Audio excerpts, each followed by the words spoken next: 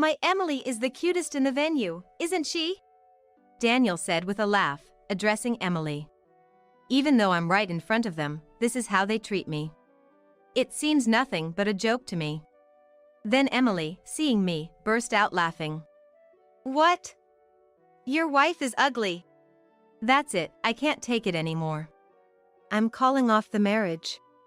I said that straight to Daniel. My name is Addison. I'm turning 29 this year. I've always loved numbers, and now I work in general affairs. I think this job suits my serious nature. Currently, I'm intensely studying for a qualification. The man I was supposed to marry is named Daniel.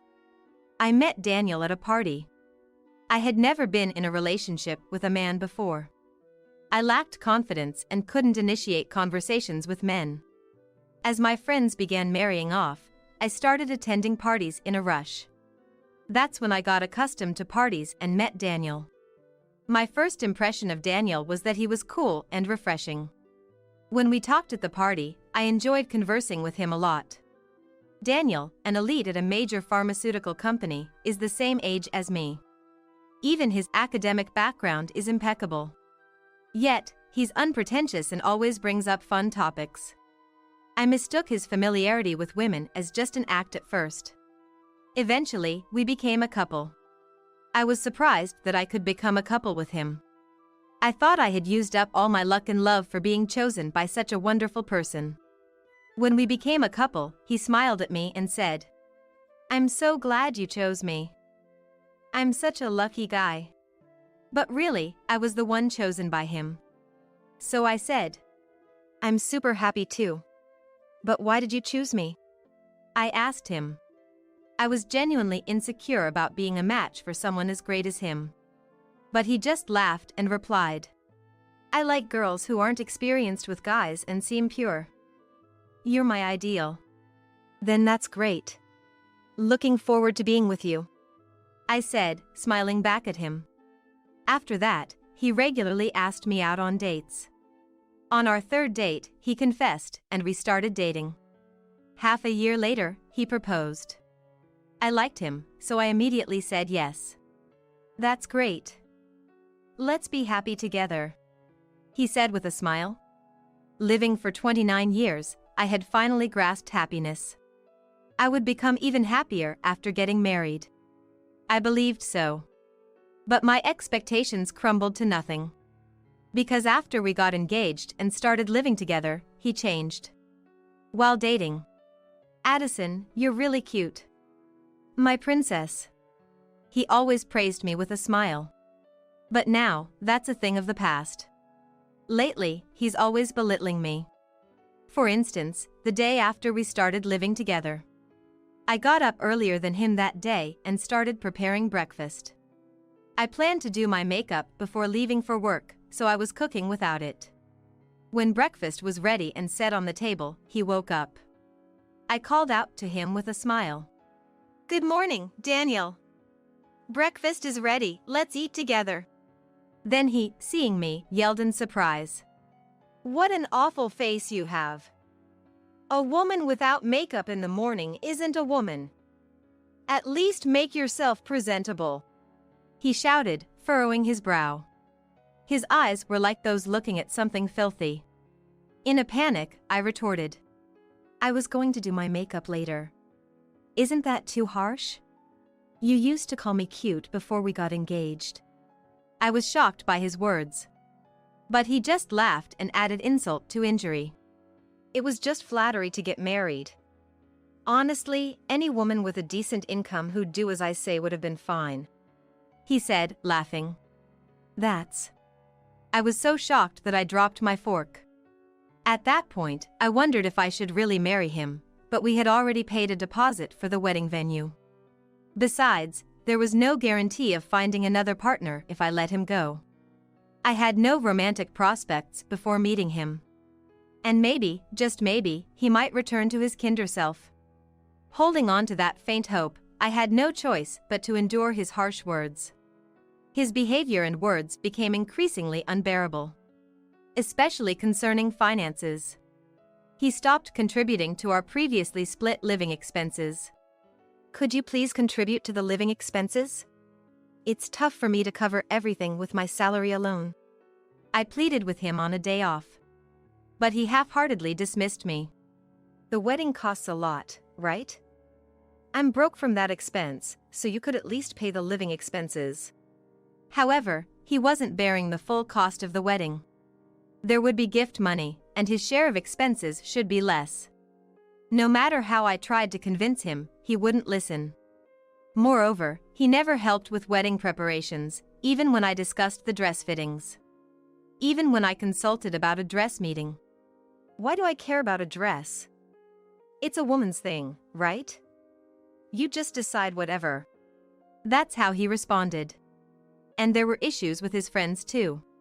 He seemed to have many friends, as his mobile phone frequently rang. Often, calls were from women I didn't know. When I questioned him, suspecting infidelity. They're just friends. Jealousy is unattractive. He dismissed it entirely. Unable to ask more, I was left in the dark until one night I overheard something shocking. It was when I woke up in the middle of the night. I usually slept with him in the bedroom, but that night, thirsty and awake, I noticed he wasn't there. I heard voices from the living room. He was on the phone. Daniel? I was about to open the door to the living room, but his words stopped me. Our apartment walls are thin, so conversations are usually audible. I wished I had married Emily, he said, laughing. And Emily's voice, loud enough through the phone, responded. But you'll quit your job someday, right? I want someone who can really provide. She laughed. Her voice was unbearably annoying. It was clear she was flirting with Daniel and aware of his attraction. But Daniel continued the call unfazed. It was really great when I was dating you. You're so cute. Should we get back together? Emily burst into laughter at his suggestion. That would be sad for your fiancé, wouldn't it? Though I'm definitely cuter. She laughed. Daniel continued to badmouth me with ease. I shed a tear at his cruelty. And whispered quietly, so as not to be heard in the next room. Daniel, you never really loved me. I thought I could finally be happy. I cried, stifling my voice so he wouldn't notice.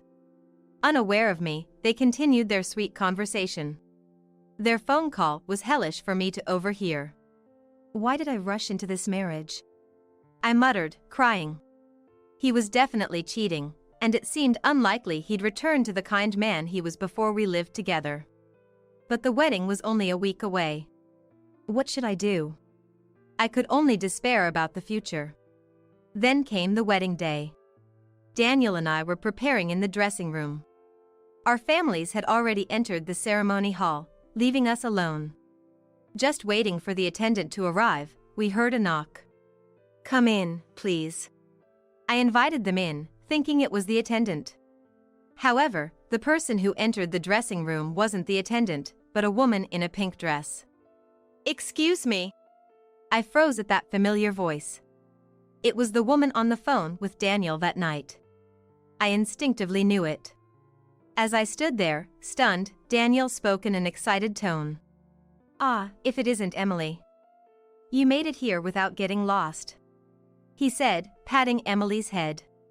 I was baffled by his words and actions, and she looked at him and happily responded. Daniel gave me the room number. But is this woman your marriage partner? She laughed, looking at me. Yeah, that's right. Oh, really? Such a plain dress for the main character of the day.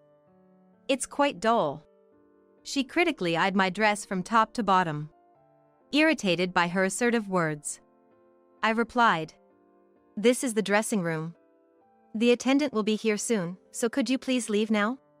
I said to her in a stern tone. Then she quickly hid behind Daniel. No way, jealousy? This woman is glaring at me, it's really scary. Daniel, help me. She feigned fear. Addison, jealousy is unbecoming. She's an important person to me, don't be mean. He admonished me. He couldn't see her face behind his back, but she was smirking at me. Her flashy makeup and perfectly styled hair were apparent. She was probably around the same age as me. She spoke with a triumphant look at me. Daniel really should have married me instead. You'll get bored of such a plain woman in 3 days, won't you? She laughed. Indeed. I wouldn't choose a woman like this unless she had a decent income. She's not my type, he said, looking down on me. I remained silent on purpose. I thought I'd let them talk as they pleased for a bit longer. I clenched the hem of my dress. I really wanted to marry you. Even if we can't be a real couple, you will always be the wife of my heart. Daniel, even if you're married, we'll always be together, right? Such an ugly woman is just for the money. She laughed brightly. That's right. We'll always be together. I'll quit my job and live off Addison's money with you. He made an outrageous proposal to her. At that moment, I was on the verge of exploding. What did these two think of me? But they were oblivious to my anger. Daniel, you're terrible to your wife. Are you proposing that because I'm cuter? She asked him with upturned eyes. He nodded as if it were obvious. My Emily is the cutest in the venue, right? What do you think of Addison's face, Emily? Daniel asked with a sarcastic smile, turning to Emily. Despite my presence, this was how they treated me. It seemed nothing but a joke to me. Then Emily, seeing me, burst out laughing. What? Your wife is ugly. And she continued. Poor Daniel, marrying such an ugly woman. I'll soothe you as your heart's wife, she said, looking down on me with a laugh. That's right, isn't it? Daniel laughed too. That's it, I can't take it anymore. I'm calling off the marriage. I said that straight to Daniel. He, not taking me seriously. Really? If you cancel the marriage with me, you'll stay single forever. Because you're an unfixable ugly woman. He started laughing.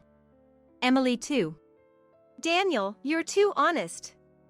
I'm laughing so hard, my stomach hurts.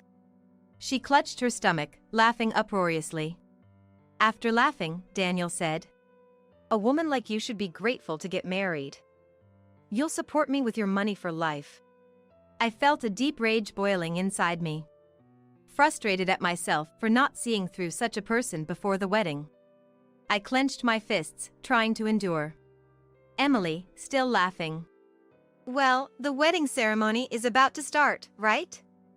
I have to go eat my share of the celebration money, so I'll head to the venue first, she said and left the room. Shortly after, the attendant arrived. Seemingly unaware of the conversation in the dressing room, the attendant began preparations, congratulating us. Then the attendant started explaining the wedding. Daniel and I had chosen a restaurant wedding, starting with the reception. According to the attendant, we just had to follow the MC's lead. I listened quietly to the attendant's explanation. Daniel spoke to me nonchalantly. Once the wedding is over and we're officially married, we'll be husband and wife.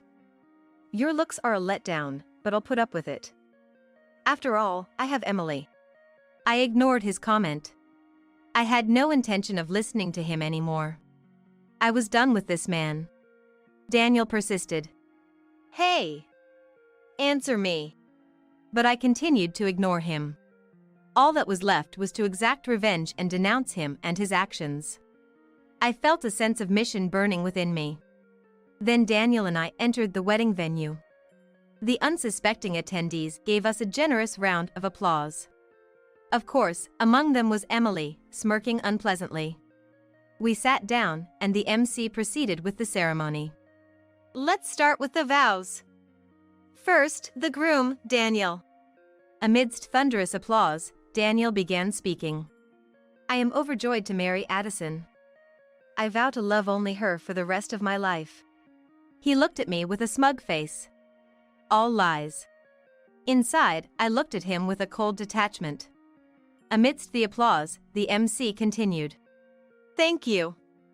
Now, a response from the bride, Addison, please. I ignored the MC and remained silent.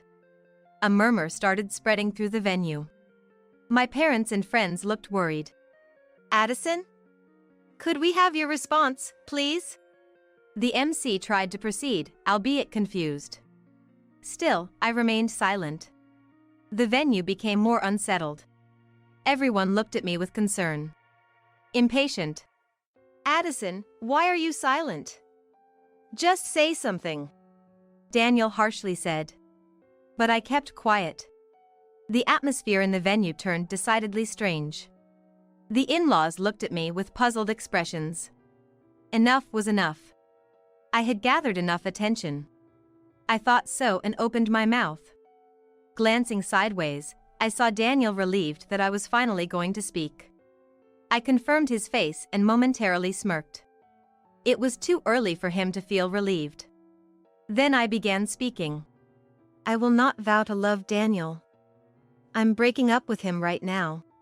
What? Daniel was stunned, and I casually played the voice recorder at maximum volume.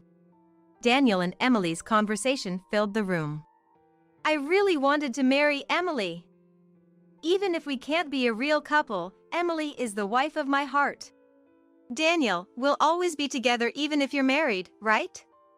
Such an ugly woman is just for the money.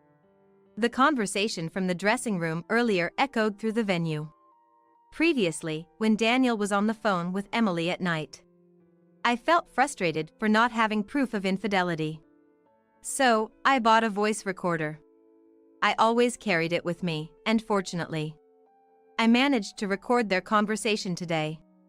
The crowd became even more agitated.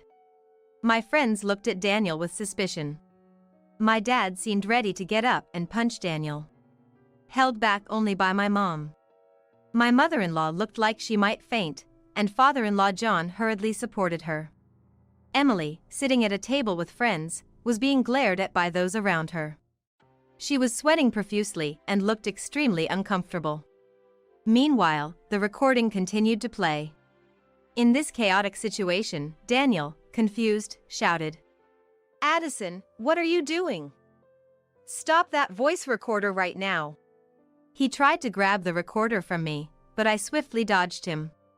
Then I shouted loudly, There's no way I'll stop it. Everyone needs to know that Daniel is cheating with Emily over there. I glared at Daniel. Unable to hold back anymore, Emily shouted from her table, You're so sneaky. Just because you get to be Daniel's wife. The one Daniel truly cares about is cute me. However, Emily's outburst caused the venue to buzz with a different energy, whispering among themselves. Everyone, regardless of age or gender. Seeing this, Emily began to panic. What's going on, everyone?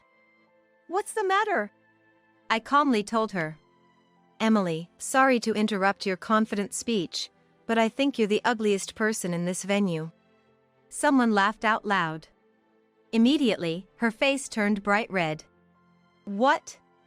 What are you talking about? Daniel told me I'm the cutest, you know? Maybe you're the one with bad eyesight?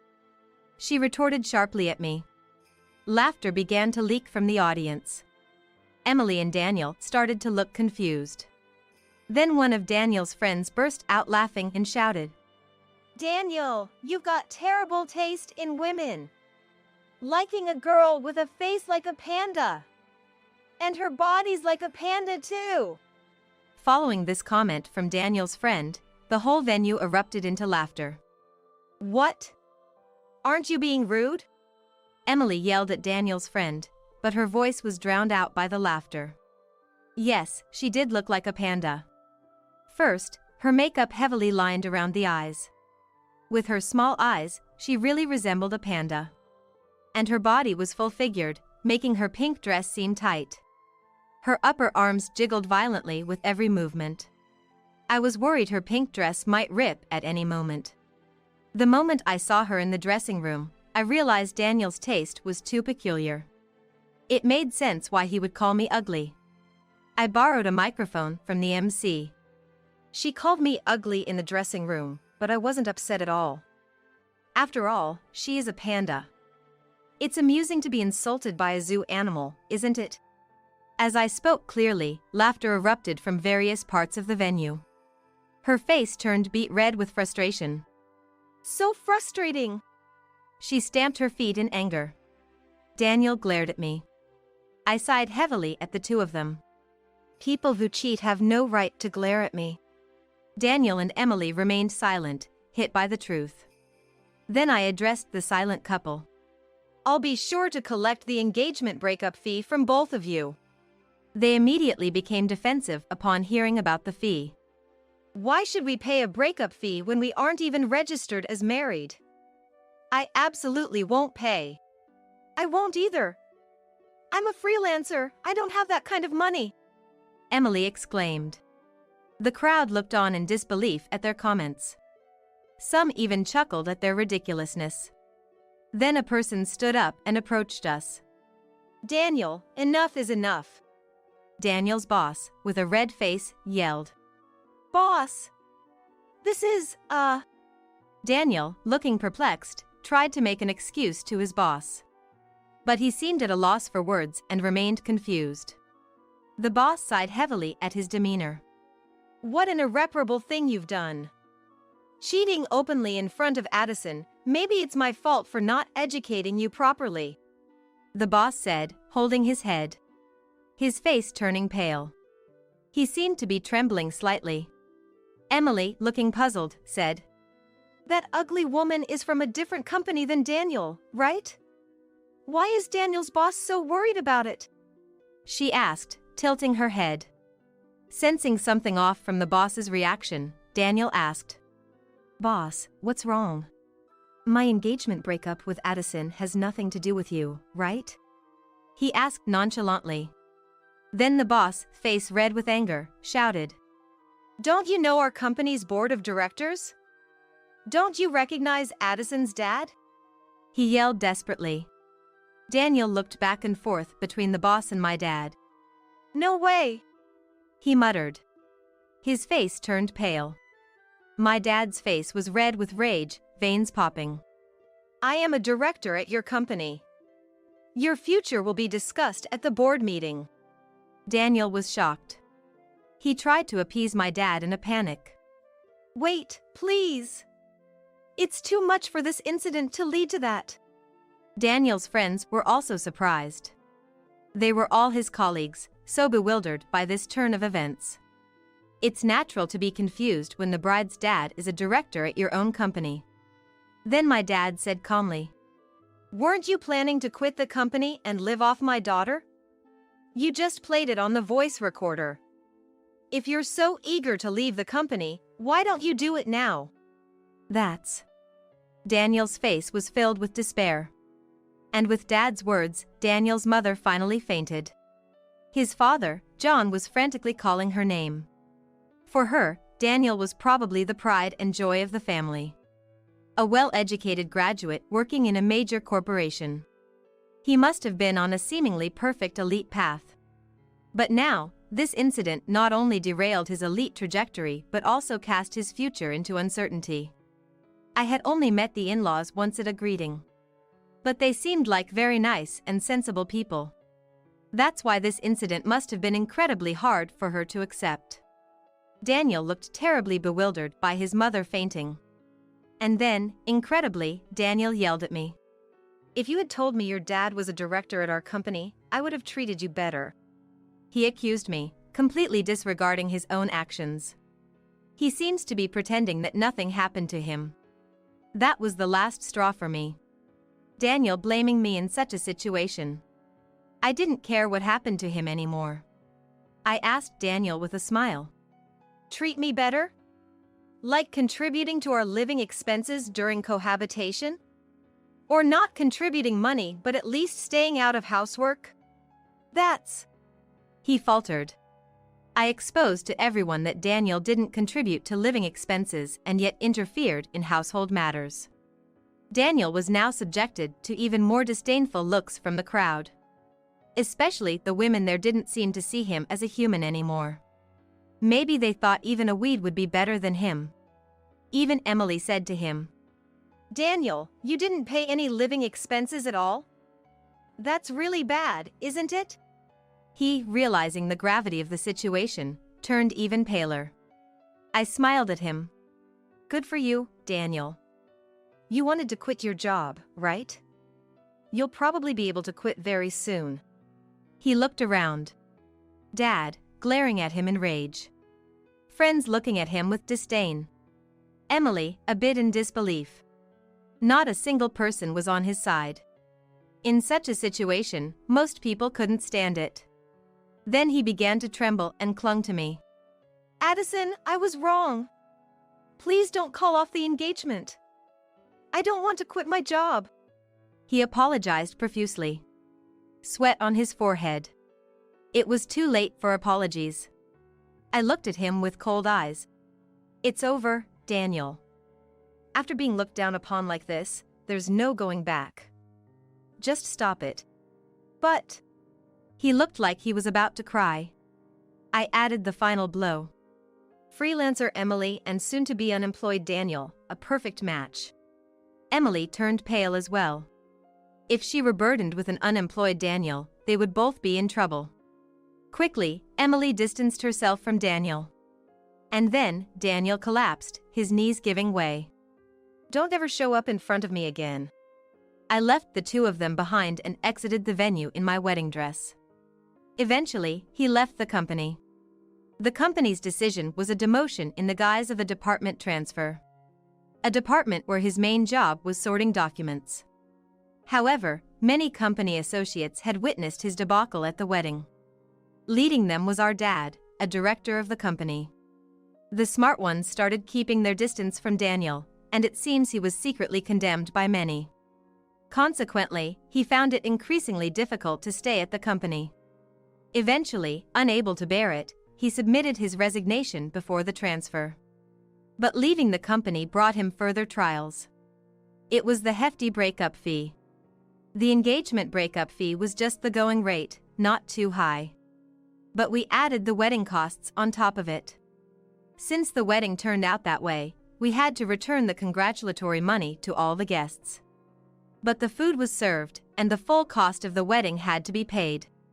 He was responsible for the disruption of the wedding, so it was decided that he would bear the cost. Daniel's parents, who were very nice people, apologized to me several times. I felt almost sorry for them. Daniel had no savings. He was flashy with money and spent whatever he had. Therefore, his parents initially shouldered the guarantee money. However, in the discussion, if I marry Addison, I don't have to pay, right? Then I'll register the marriage. Daniel argued. I felt nothing but contempt for him. And for saying that, he was severely scolded by his father, John. Eventually, an infuriated John said, "You're hopeless. I'm done with you." Daniel was visibly panicked. With no job and no home, Daniel was in a dire situation. Naturally, the apartment where Daniel and I had been living was already in the process of being vacated. I think he has to leave by the end of this month. I had already arranged movers and sent my belongings to my parents' house, leaving the apartment. After that, he kept ignoring the landlord's eviction notices. Eventually, he was sued. I found out about this because the landlord contacted me. Apparently, he had stayed there for about 3 months without paying rent. He was forcibly evicted through legal proceedings. It's unlikely that he who now disowned by his parents could return to his parents' home. Jobless and homeless, his future looked bleak. I think he has hit rock bottom. And he hasn't rebuilt anything with Emily. Through a lawyer, I demanded the guarantee money from her. I offered a condition: if she didn't reconcile with Daniel, the fee would be reduced. Without hesitation, she chose not to reconcile. I'm not interested in someone without money or a home, she declared firmly. Apparently, Daniel reached out to her several times for help, but she ignored all his attempts. She apologized to me. I'm really sorry. Since that wedding, everyone calls me a panda. It's been tough. I think the guests spread the word. She seemed to have realized her mistakes and reflected on her actions. But no matter her remorse, she faced constant criticism. Even at her part-time job, The panda nickname got out and she quit, being laughed at behind her back. I'm thinking of moving far away, she said. She, forced to flee due to her careless comments with Daniel. She will likely continue to be cautious about public scrutiny. A fitting punishment for her disdainful behavior. I hope she learns from this. As for me, I passed my certification exam. The qualification is for a social insurance labor consultant. Working in general affairs, dealing with payroll and entry/exit procedures, I wanted to be more knowledgeable about labor management. This will surely motivate me more in my work. Not just in work, but I've also taken a step forward in romance. After the wedding, my friends started introducing me to men, knowing I was done with parties. I was grateful for their kindness. There's one man, introduced by a friend, with whom I've become close. He's 3 years older, hardworking, and not very handsome. Rather plain-looking. He works office administration in a small to medium enterprise, nothing glamorous. After Daniel, elite and good-looking men trigger a rejection in me. So, this man feels like someone I can be myself with. It's still early to tell how it will go. But it's a step forward. I want to cherish this one step forward for the future.